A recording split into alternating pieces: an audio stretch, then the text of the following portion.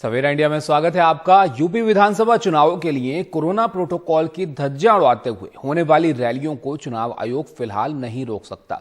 मुख्य चुनाव आयुक्त सुशील चंद्रा ने गुरुवार को लखनऊ में कहा कि चुनाव आयोग आचार संहिता लागू होने के बाद ही कुछ कर सकता है, लेकिन कोरोना को देखते हुए मतदान का समय 1 घंटे ज्यादा होगा और कोरोना के मरीजों का वोट लेने के लिए कर्मचारी पीपीई किट पहनकर उसे वोट डलवाने जाएंगे।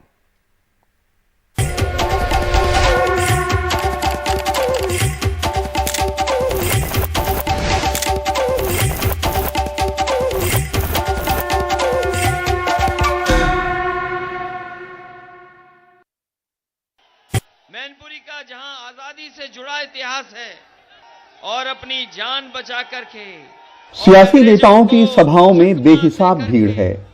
रैलियों में कोविड प्रोटोकॉल की धज्जियां उड़ाई जा रही हैं। शायद ही इनमें कोई मास्क पहने दिखता हो। इस हुजूम में कुछ भी हो सकता है। वे लोग जो कोरोना कर्फ्यू लगाकर रात में जनता को सड़क पे चलने नहीं दे रहे हैं, वे भी दिन में भीड़ जुटाकर कोविड प्रोटोकॉल की धज्जियां उड़ा रहे हैं। सवाल यह है कि आचार संहिता लागू होने के बाद आपने कहा हम रैलियों पर अगर कोई रिस्ट्रिक्शन लगाना होगा तो लगाएंगे। क्या हम ये मान लें कि तब तक ये रैलियां इसी तरह से चलती रहेंगी, उसके बाद जो परिस्थिति होगी उसकी रिस्पॉन्सिबिलिटी किसकी? देखिए, जब भी चुनाव होता है, हमारा चुनाव आयोग का जब दायित्व शुरू होता है, जब हम एमसीसी लागू कर देते हैं, उससे पहले जो भी वर्क है वो स्टेट एडमिनिस्ट्रेशन का होता है और एसडीएमए के अंतर्गत जो भी उनकी कार्यवाही होगी वो लोग करेंगे। चुनाव आयोग का कहना है कि बढ़ते हुए कोविड के खतरों के बीच चुनाव कराना बड़ी चुनौती है। इसके लिए खास इंतजाम किए जाएंगे। मिसाल के लिए मतदान का वक्त 1 घंटे और बढ़ाया जाएगा। भीड़ कम करने को 11,000 पोलिंग बूथ बढ़ाए जाएंगे। हर मतदान केंद्र पे thermal scanner, sanitiser, face mask होगा। कोरोना के मरीजों को वोट लेने कर्मचारी पीपीई किट पहनकर जाएंगे। हम लोगों ने आदेश दिए हैं कि इसको फौरन ही कार्यवाही की जाए और वैक्सीनेशन को बढ़ाया जाए, जिससे कि जल्दी से जल्द एटलीस्ट 100% लोग should be absolutely with A first dose and all eligible should be given the second dose also. UP के चुनाव में एक लंबे समय से तमाम दागी उम्मीदवार चुनाव लड़ते और जीतकर विधायक बनते रहे हैं।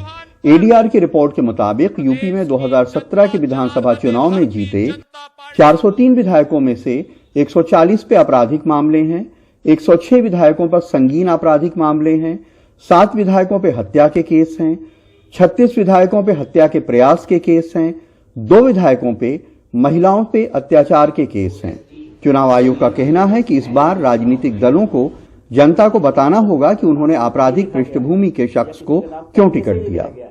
पॉलिटिकल पार्टीज हैं, उनको भी बताना होगा कि इन्होंने ये आदमी को क्यों लिया है। उनको पब्लिसाइज करना पड़ेगा कि इस आपराधिक छवि के व्यक्ति को क्यों चुना गया है और उसका क्या कारण है, क्योंकि क्या क्लीन व्यक्ति दूसरा नहीं है।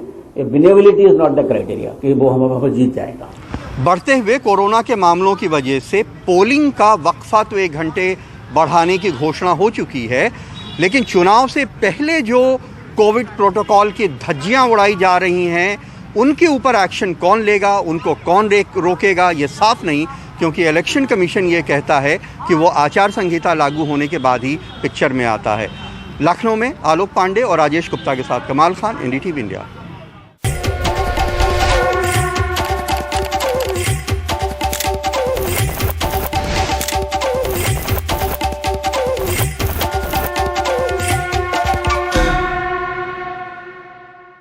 को पावर्ड बाय गोल्डी गरम मसाला, गोल्डी मसाले, जहां जाएं रिश्ते बनाएं, और Kia Carens coming soon।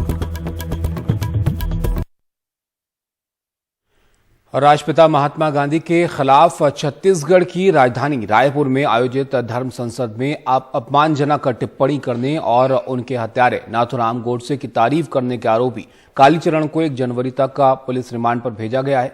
कल तड़के उन्हें मध्य प्रदेश के खजुराहो से गिरफ्तार किया गया था। गिरफ्तारी के बाद उनके ऊपर देशद्रोह सहित कई और धाराएं लगा दी गई हैं। मध्य प्रदेश में छत्तीसगढ़ पुलिस की कार्रवाई को लेकर दोनों राज्य भी आमने सामने हैं। मोहनदास करमचंद गांधी ने सत्यानाश, तो नाथूराम गोडसे जी को नमस्कार है, मार डाला। बापू के अपमान और 2 धर्मों के बीच नफरत फैलाने के आरोपी कालीचरण को अब 124A यानी देशद्रोह, 153(1)A, 153(B)(1)A यानी लोक शांति में बाधा, 295(A) धार्मिक भावनाओं को आहत करना जैसी धाराओं का सामना करना होगा। इसके अलावा 501(A)(B) और 294(A) के तहत मामला पहले से ही दर्ज है। टिकरापारा थाने में कालीचरण के खिलाफ में अपराध पंजीबद्ध किया गया था और अपराध पंजीबद्ध करने के पश्चात लगातार उसकी पतासाजी की जा रही थी। अलग अलग स्थानों पे हमारी टीम निकली थी, अनेक टीम बनी थी इसमें, और मध्य प्रदेश, महाराष्ट्र, दिल्ली और अन्य जगहों में हमारी टीम रवाना हुई थी।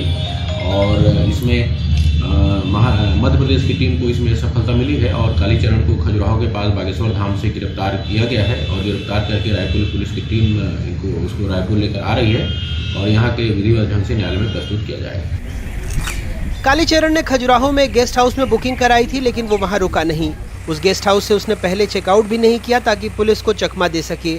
कालीचरण खजुराहो से 25 किलोमीटर दूर बागेश्वरी धाम के करीब एक शख्स के घर पर रुका था।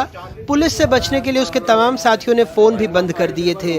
पूरे दिन पुलिस ने सुराग तलाशी और सुबह तड़के 8 से 10 पुलिसकर्मियों की टीम उसे गिरफ्तार कर रायपुर रवाना हो गई। बाबा आए थे करीब 2-2:30 बजे, अरे 1 घंटा वो सोए हैं। 4 बजे पुलिस वाले जगे हैं और कुछ गाड़ी बाहर खड़ी थी, उनके बाद वो ले गए। फिर पता नहीं क्या हुआ रास्ते में, आगे की जानकारी हमारी नहीं, बस ले गए उनके। यही जब पुलिस वाले आ गए यही मालूम पड़ गया कि महात्मा जी इन्होंने मुंह सब ढका रखा था ऊपर से, ये बार फार वो सब अंदर थे उनकी, ये दाढ़ी फाड़ी सब लगाया थी, नाक चौंकती थी उनके यहाँ रहे। महाराष्ट्र के अकोला से रायपुर धर्म संसद में आए कालीचरण ने अपने संबोधन में कथित तौर पर बापू को अपशब्द कहे, 2 धर्मों के बीच विद्वेष बढ़ाने वाले बयान दिए।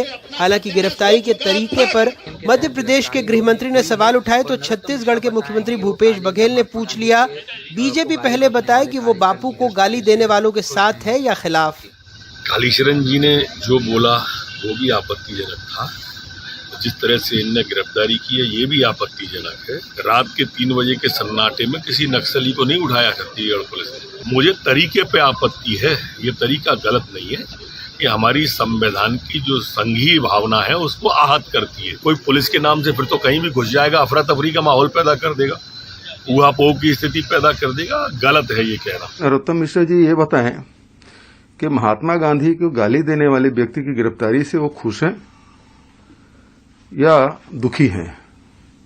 दूसरी बात यह है कि किसी नियम का उल्लंघन नहीं हुआ है, जो विधिक प्रावधान है उसके तहत कार्रवाई की गई है। आपको मैं दंगे धोपे करने के लिए नहीं बोल रहा हूं, दंगे धोपे करने की जरूरत नहीं है और आपकी तैयारी भी नहीं है, आपकी तैयारी भी नहीं है।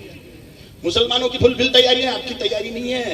ये पुलिस वाले जांच के दौरान पुलिस ने कालीचरण के महात्मा गांधी और एक विशेष समुदाय के खिलाफ दी गई टिप्पणी के वीडियो को भी जब्त कर लिया था। वैसे मामला दर्ज होने के बाद भी कालीचरण ने वीडियो जारी कर कहा था कि उसे अपने बयान पर कोई पश्चाताप नहीं है। नफरत करता हूं मैं गांधी से, मेरे हृदय में तिरस्कार है गांधी के प्रति। छत्तीसगढ़ पुलिस ने अब कालीचरण के खिलाफ देशद्रोह सहित कड़ी धाराओं में मामला दर्ज कर लिया है।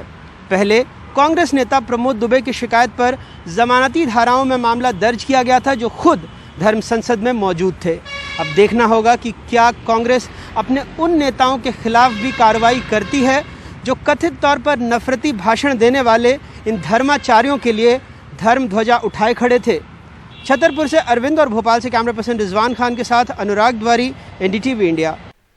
टोक्यो ओलंपिक्स में भारतीय पुरुष टीम ने 41 साल बाद पदक जीता और महिला टीम ने शानदार प्रदर्शन किया। तो उसकी वजह ये भी है कि पिछले 1-1.5 दशक में देश में हॉकी टर्फ की संख्या तेजी से बढ़ी है। लेकिन क्या स्कूली स्तर से हॉकी के खिलाड़ियों की संख्या भी बढ़ी है?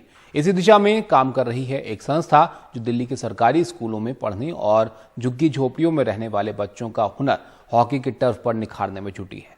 ये संस्था हर साल 500 ऐसे बच्चों को हॉकी सिखाने के लिए चुनती है और यहां से सीखे कई बच्चे अंतर्राष्ट्रीय स्तर पर हॉकी खेल चुके हैं।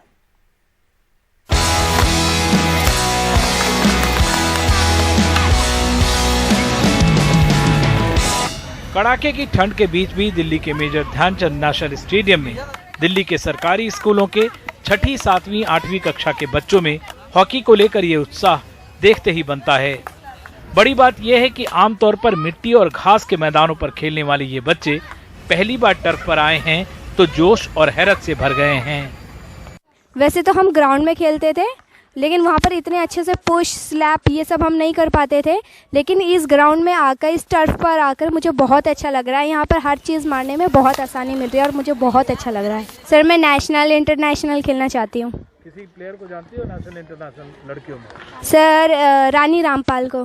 टर्फ और ग्राउंड में इसलिए फ़र्क है क्योंकि ये टर्फ और ग्राउंड में वो मिट्टी का होता है, ऊबर मतलब एक ऊंचा नीचा होता है, तो उधर स्लैप नहीं मार सकते हैं। मैं सेकंड बार टर्फ देख रही हूँ। मैं चाहती हूँ कि मैं टर्फ पे ही खेलूँ।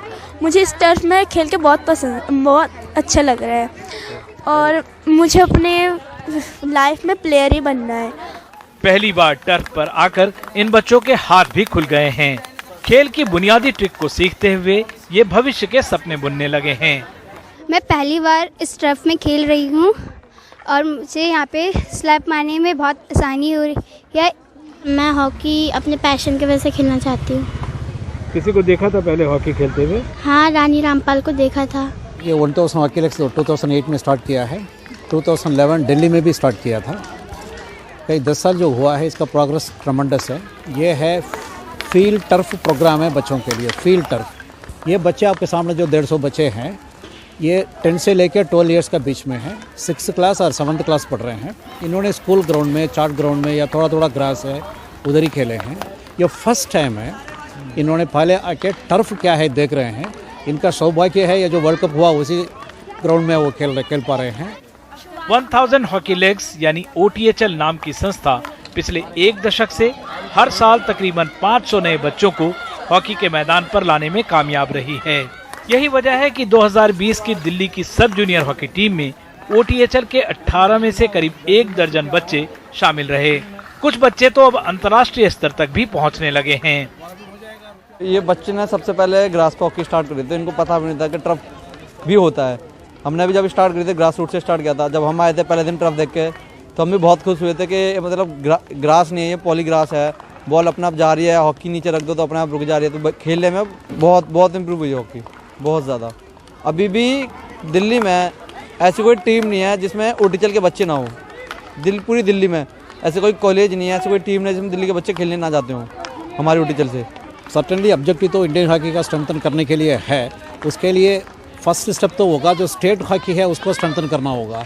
जनवरी में हरियाणा में सब जूनियर नेशनल दिल्ली का टीम गया है। उस 18 में 12 प्लेयर जो हमारा 1000 हॉकी लीग का ही थे। जबकि ये सारे सरकारी स्कूल से आप उठाते हैं? नहीं, हम जो लेते हैं 90% जो सरकारी स्कूल है, मुश्किल से 1-2 प्राइवेट स्कूल होगा। 10-15 साल पहले तक भारत में एस्ट्रोटर्फ की कमी की शिकायत आम बात रही और इसी वजह से ऑस्ट्रेलिया और हॉलैंड जैसे देश कई बार भारत जैसे एशियाई देशों को मात देते रहे।